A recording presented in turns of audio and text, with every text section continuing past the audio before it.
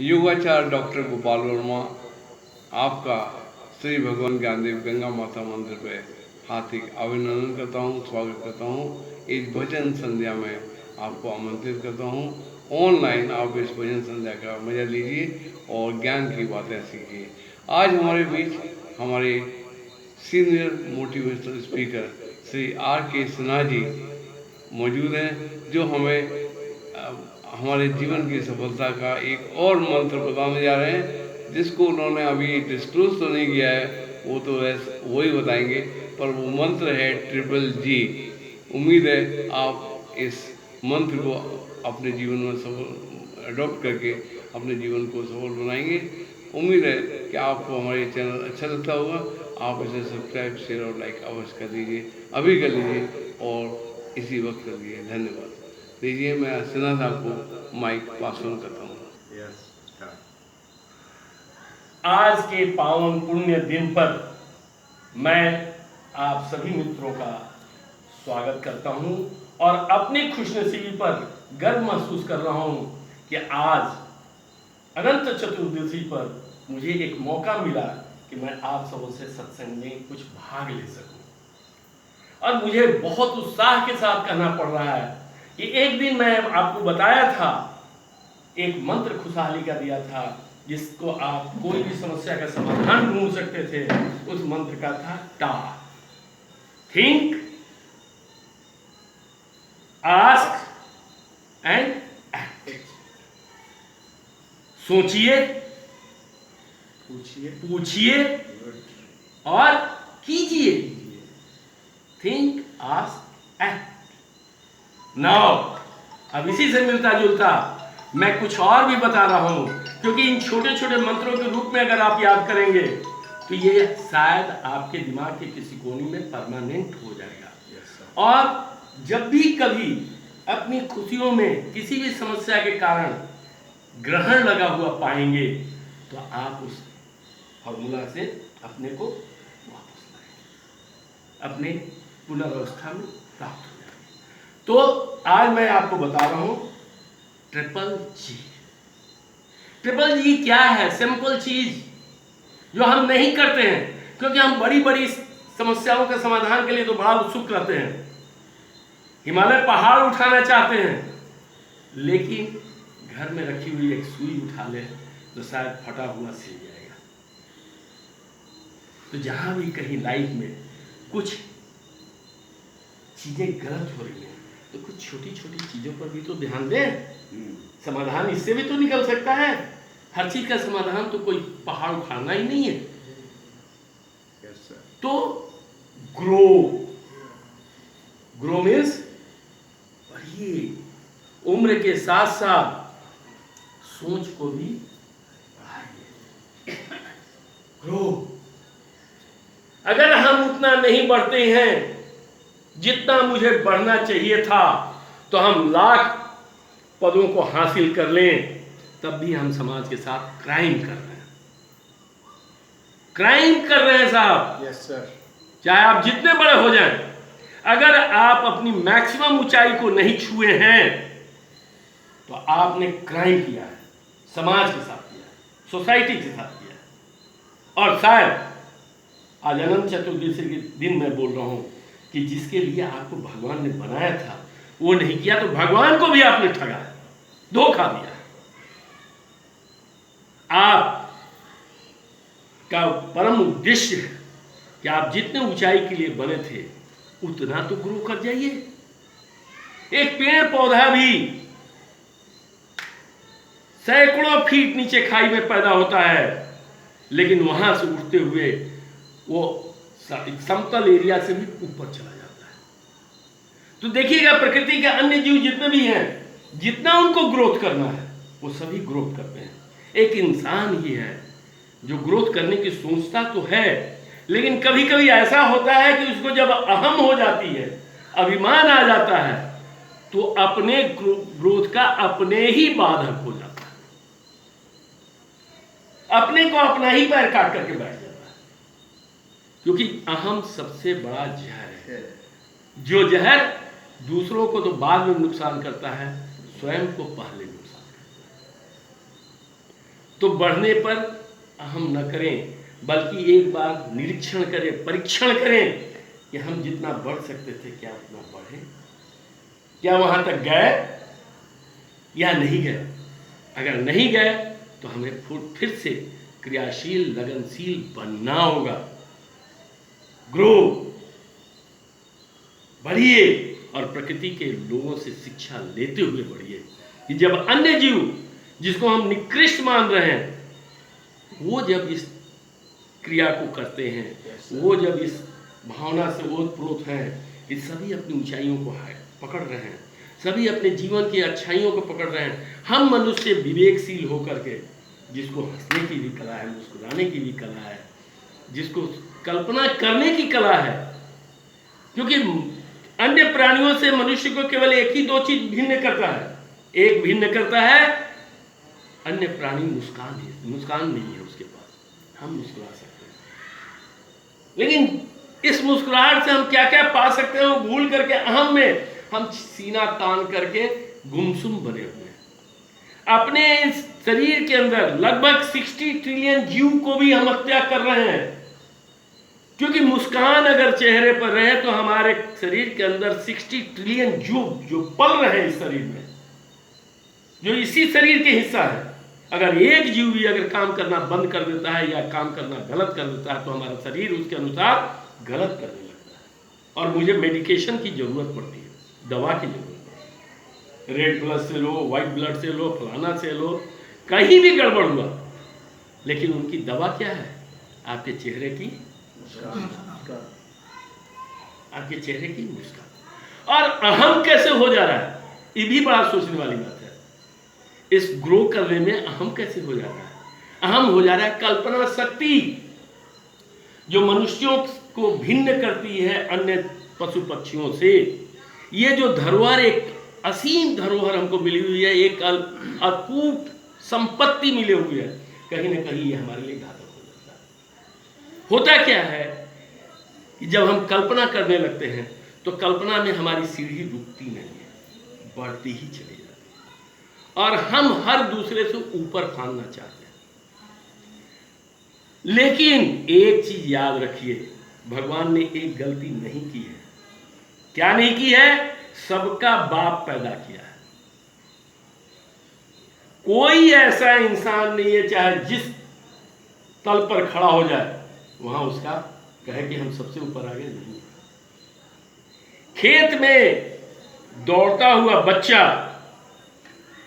खेलता हुआ बच्चा आकाश में उड़ते हुए जहाज को देख करके सोचता है काश मैं वहां रहूं। उसी समय जहाज में बैठे हुए लोग नीचे स्वच्छंद रूप से खेलते हुए बच्चे को देख के सोचते हैं काश मैं इस खेत में। तो कहीं भी कोई चीज का अंतर नहीं है। कल्पना में जो है, आप अच्छे चीजों की कल्पना कीजिए। एक सर्कल, वृत्त, अगर आप लोग समझते हो, घेरा, अगर घेरे पर सब कोई खड़ा है तो सुख और भविष्य जो है सब कुछ केंद्र बिंदु पर लगा हुआ है। और केंद्र बिंदु कहां है? सभी से बराबर दूरी पर है। वृत्त पर खड़ा हुआ इंसान केंद्र बिंदु से सभी बराबर दूरी पर होते हैं, लेकिन मूर्खता बस क्या समझते हैं? समझते हैं आगे और पीछे। सवाल यहां पर है कि थोड़ी सी नजरिया बदल दीजिए।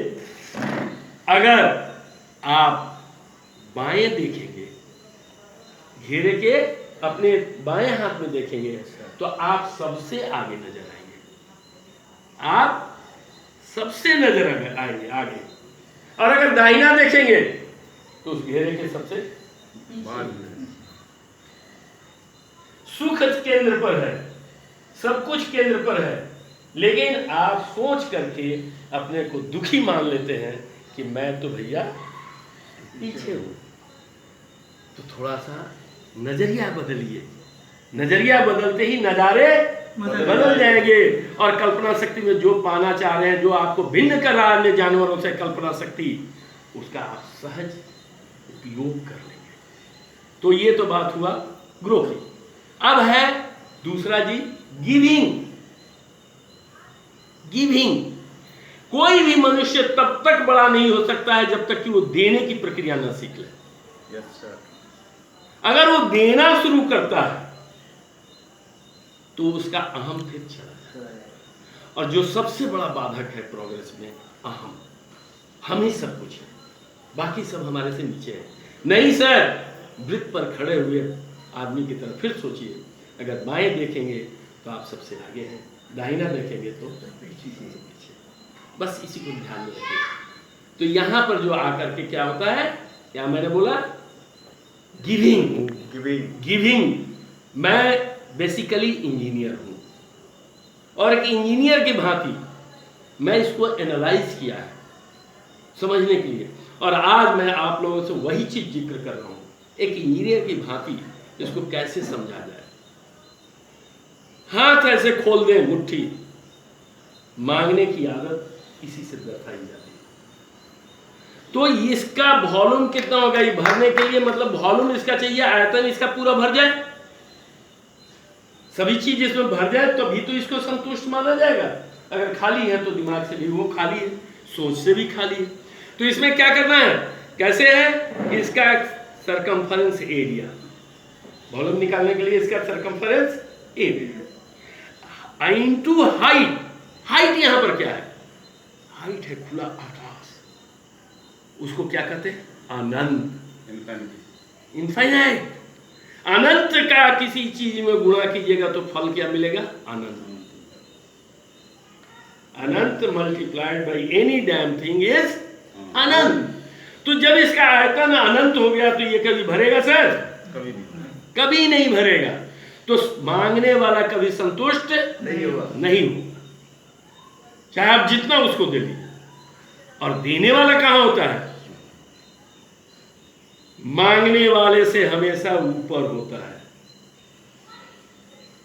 और ये हमेशा फाइनाइट डिस्टेंस पर होता है। इसका क्रॉस सेक्शनल एरिया और हाइट है धरती, तो ये फाइनाइट है, तो इसका आयतन तो भर जाएगा। तो देने वाला हमेशा संतुष्ट होगा, प्रसन्न होगा और अपने जीवन का भरपूर आनंद उठाएगा। इसलिए you must be of giving nature. दीजिए, बांटिए, जो कुछ भी आपने हासिल किया है, इस समाज के आप ऋणी हैं, इस संसार के ऋणी हैं, अपने परिवार के ऋणी हैं, अपने मोहल्ले के ऋणी हैं, अपने समाज के ऋणी हैं, उनको बांटिए। आपने जो कुछ भी हासिल किया एक उन्नत बीज है, उस उन्नत बीज को मिट्टी में लगा देते हैं, इसका मतलब नहीं है कि उन्नत आपको वृक्ष भी तैयार होगा। उन्नत वृक्ष निकालने के लिए उस उन्नत बीज से आपको क्या क्या चाहिए, आपको चाहिए मिट्टी, आपको चाहिए पानी, आपको चाहिए सपोर्ट, आपको चाहिए वातावरण। अगर इन सभी चीजों का जब समावेश होगा, सामंजस्य होगा, तभी वो वृक्ष। तो मिट्टी पानी कौन देता है, हमारे माता पिता। हमारे माता पिता का कंट्रीब्यूशन है मिट्टी पानी। बहुत लोग इतना ही याद करके रह जाते हैं कि माँ बाप का हम कर्जदार हैं, माँ बाप को कर दें। भूल जाते हैं उन सपोर्ट को कि जब हम लत्तर की तरह जमीन पर फैले हुए थे तो किसी ने आकर के मुझे ही सीधा किया था। वो कौन था, वो था मेरे घर परिवार के सदस्य, वो था मेरा भाई बहन, वो था मेरा पड़ोसी, वो था मेरा रिश्तेदार, जिसने सपोर्ट दिया। और उस सपोर्ट को लेकर के तब हमारा तना मजबूत हुआ था, तो मैं अकेले खड़ा हुआ था। और वातावरण भी कौन दिया, इन्हीं लोगों ने वातावरण दिया, इन्हीं लोगों ने एनवायरनमेंट बताया, इन्हीं लोगों ने सब कुछ दिया। कभी हम जा रहे थे रोड पर, एक मुंह में सिगरेट पकड़े हुए थे, अब बगल वाले घर के काका जी दिखाई दे गए, फट से वो सिगरेट नीचे गिर गया, और इस डर से फिर मैंने सिगरेट नहीं पिया। ये भी इनडायरेक्ट उनका कंट्रीब्यूशन था। कभी दारू के बोतल लेकर के कोई देख लिया था तो दारू छूट गया था। कहीं पर लखैराबाजी करने के लिए खिड़कियों पर नजर गई तो देखे कि इसे चाचा मामा काका कोई देख लिया, वो भी छूट गया। तो इन्होंने भी तो हमको विषाक्त वातावरण से बाहर निकालने के लिए प्रयास किया, भले वो न जानते हो, लेकिन हमारी अपनी अंदर की संस्कार ने बोला कि इनके सामने ये कार्य मत करो। तो स्टार्ट गिविंग। सबका कर्ज लौटाना है, हमें मिट्टी पानी का कर्ज लौटाना है, हमें वातावरण का कर्ज लौटाना है, हमें सपोर्ट देने वालों का कर्ज लौटाना है। केवल माता पिता के सेवा करके हम ये ऋणी नहीं हो रहे हैं, हमको ऋणी होने में सबका सेवा करना होगा।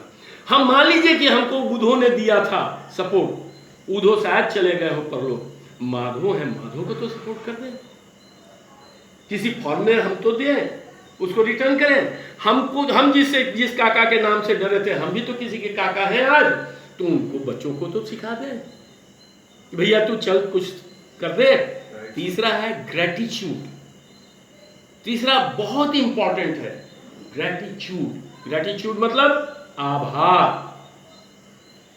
जो मैंने आपको कहा कि सेवा के बदले आप कुछ करिए, तो यही है ग्रेटिट्यूड, आभार देना,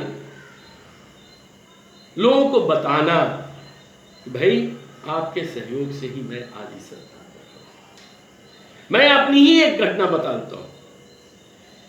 जब हम लोग के बैच में 1972 में बिहार में इंजीनियरिंग कंपटीशन शुरू हुआ, उसी समय मैं इंटरमीडिएट का एग्जाम दिया था, मैंने भी फॉर्म भर दिया। कंपटीशन के नाम पर उस समय इंटरमीडिएट के सभी लोग एकदम थर-थर कांप रहे थे, पता नहीं क्या सब, क्योंकि 10 यूनिवर्सिटी काम कर रही हैं अलग अलग, और सबको कंबाइन करके एक सिलेबस होना था। तो किसी को ये पता ही नहीं था कि क्वेश्चन किस सिलेबस से आएगा, क्या आएगा, क्योंकि बहुत से चैप्टर दूसरे सिलेबस यूनिवर्सिटी में पढ़ाई गई थी, बहुत से चैप्टर किसी और यूनिवर्सिटी में वो पढ़ाई नहीं गया।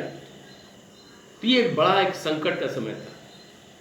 मैं एग्जाम देने गया, उस समय तक कि मेरी सोच थी कि failure is the worst thing, और वहीं से मैं अपना एटीट्यूड भी बदला। Failure is not a worst thing, failure is the thing जो हमको एक्सपीरियंस देती है आगे बढ़ने के लिए। मैं 2 पेपर का एग्जाम दिया, उसके बाद 1 घंटा का लंच पीरियड था, तीसरा पीरियड था मैथमेटिक्स। मैथमेटिक्स मेरा बहुत प्रिय सब्जेक्ट था।